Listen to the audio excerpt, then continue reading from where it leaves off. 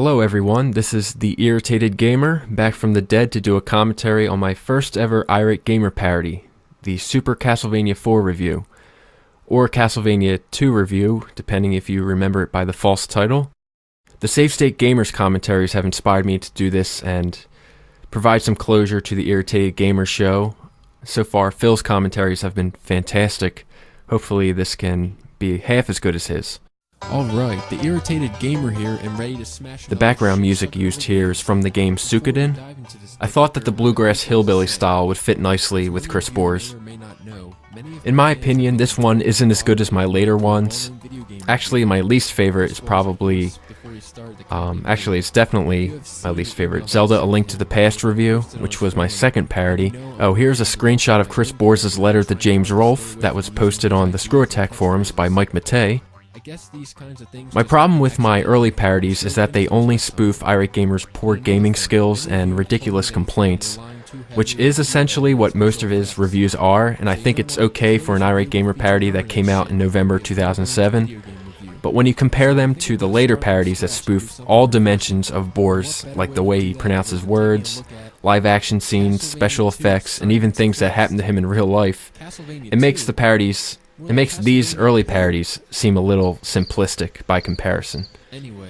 I was inspired to start the Irritated Gamer show after watching the Upset Gamers parody of Irate Gamer, most notably his Metroid video. This is the original Upset Gamer, not Acoustic Rocker's Upset Gamer, which didn't debut until April or May 2008. More like it sticks out like Santa Claus's gut.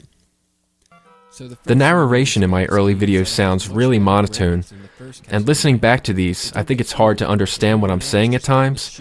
Some people thought that was intentional, like they'd say, "Wow, you have Bohr's mush-mouth way of talking." Wow, I really do have Bohr's mush-mouth way of talking. In the first few parodies, I sound really bored and talk with zero emotion, which I think hurts the parody a little bit, because I think the funniest Irate Gamer parody moments are simply bits of dialogue with the perfect execution. But eventually I did switch over to emulating the cartoony voice, while attempting to emulate Bohr's cartoony voice, especially when he's narrating. Back in the 1980s, cereal was an important part of my life. By the way, 1176 does an uncanny Chris Bohr's impression. Search for the Irate Gainer show, his parodies are really funny. I remember somebody left a comment stating that he loved how I started the video out by saying, "alright," because it's a word that Bohr's tends to overuse. But it wasn't meant as a reference to Bohr's actually, it was just a coincidence, which reminds me of what's so great about Irate Gamer parodies. If your special effects look shitty and your acting is horrendous, people will just take it as an intentional spoof of the Irate Gamer. But after reading that comment, I did start to notice how often Bohr's says that word. He says it like all the time. And he also really likes the words vertigo and buddy. Vertigo and buddy. I mean, everybody has verbal crutches, and if you spend enough time with somebody, you'll tend to pick up on that, like the certain phrases and words that they fall back on.